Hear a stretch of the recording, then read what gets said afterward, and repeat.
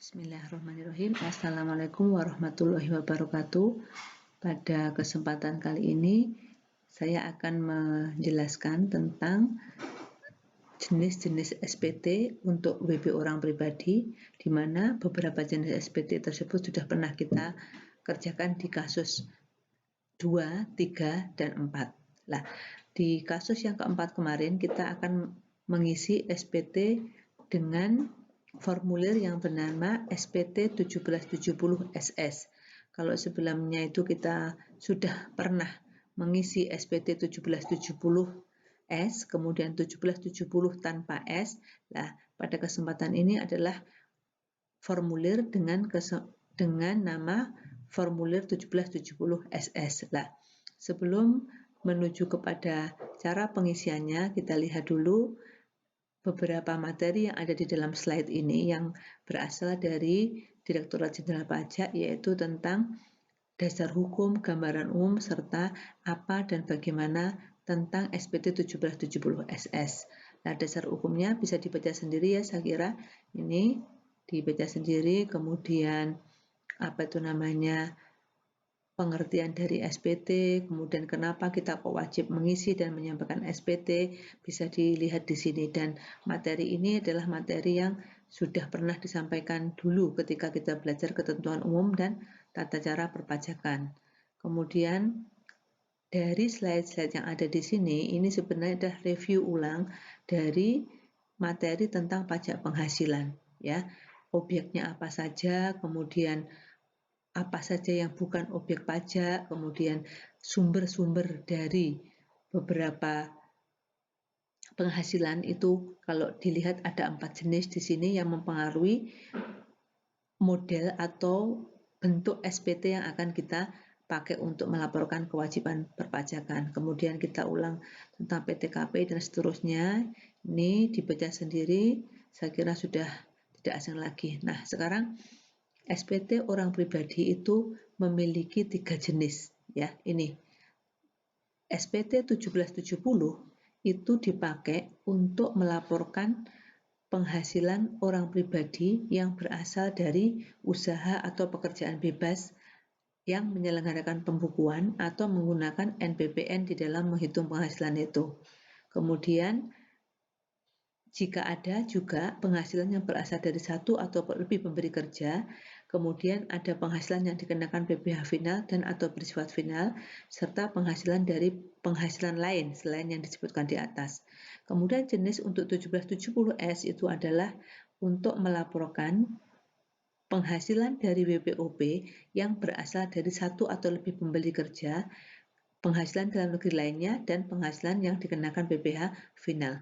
Kalau kita lihat apa perbedaan antara SPT 1770 dengan 1770S itu adalah hanya pada ini. Kalau tidak ada S-nya, ini mengandung unsur penghasilan yang berasal dari usaha atau pekerjaan bebas. Sedangkan yang terakhir yaitu 1770 SS itu adalah jenis SPT yang sangat sederhana. Jadi SS itu adalah sangat sederhana karena dia hanya terdiri dari satu halaman saja. Ya, kalau nanti kita praktekkan hanya satu halaman saja. Kemudian ini khusus dipakai oleh WP orang pribadi selain pengusaha dan memperoleh penghasilan bruto tidak lebih dari 60 juta setahun, yaitu yang berasal dari pekerjaan dari satu atau lebih pemberi kerja, 1770 SS, sehingga sangat sederhana dan mudah sekali mengisinya. Nah, kemudian ada beberapa ketentuan terkait dengan pengisian SPT ini, yaitu ketika suami istri itu berstatus sebagai PNS atau pegawai swasta, maka formulirnya adalah memakai 1770S. Tetapi ketika salah satu dari suami atau istri tersebut melakukan usaha, maka SPT yang dilaporkan pun berbeda, yaitu yang untuk pengusaha itu memakai yang 1770 tanpa S. Nah, nanti ini bisa dibaca sendiri penjelasannya, kemudian bagaimana cara menghitung pajaknya, kita sudah pernah melakukan proses perhitungan, kemudian ini adalah apa saja yang lekatkan pada amplop SPT tahunan dulu ketika masih manual caranya itu pada setiap kita melaporkan itu akan diberikan tanda apa saja yang kita lampirkan di dalam SPT tersebut. Kemudian SPT 1770 SS ini adalah SPT untuk orang pribadi yang sangat sederhana, ya, khususnya untuk orang pribadi bukan pengusaha yang memperoleh penghasilan kurang dari 60 juta setahun. Kemudian di sini dikhususkan untuk WP suami istri dengan status KK. Jadi kalau suami istri berstatus PH dan MT tidak boleh menggunakan 1770 SS. Mereka harus menggunakan formulir 1770 S, gitu ya. Kemudian status perpajakan suami istri itu bisa ini, KK, HB, PH atau MT. Nah, ini beberapa penjelasannya, hidup berpisah itu bagaimana, dan seterusnya. Kemudian ada satu hal yang perlu diperhatikan di sini, yaitu tentang penulisan angka. Angka dalam mengisi kolom-kolom yang berisi nilai rupiah harus tanpa nilai desimal, jadi harus dalam bentuk bulat, seperti dicontohkan di sini. Ya. Nah, ini adalah contoh dari formulir SPT 1770 SS. Kemudian ini adalah cara mengisi SPT yang didahului dengan hal-hal yang perlu diperhatikan. Kamu baca sendiri nanti ya. Ini saya kira tidak ada masalah. Kemudian contoh pengisian ini juga sudah ada dicontohkan dengan detail di sini.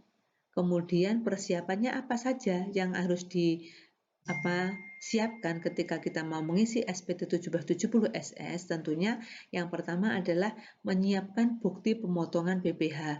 Kalau di dalam kasus 4 itu berarti apa yang harus disiapkan, yaitu membuat 1721A2 dari instansi pemerintah, kemudian menyiapkan daftar harta dan kewajiban, serta menyiapkan formulir SPT-nya. Nah, semua unsur-unsur ini sudah ada di dalam soal, sehingga kamu tinggal membuatnya saja, ya.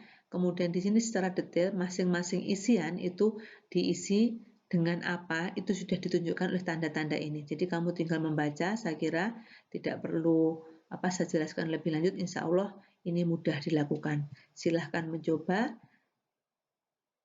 dibaca kasusnya, baru kemudian melihat slide ini juga boleh untuk petunjuk pengisiannya. Setelah diisi kemudian dikumpulkan lewat LMS.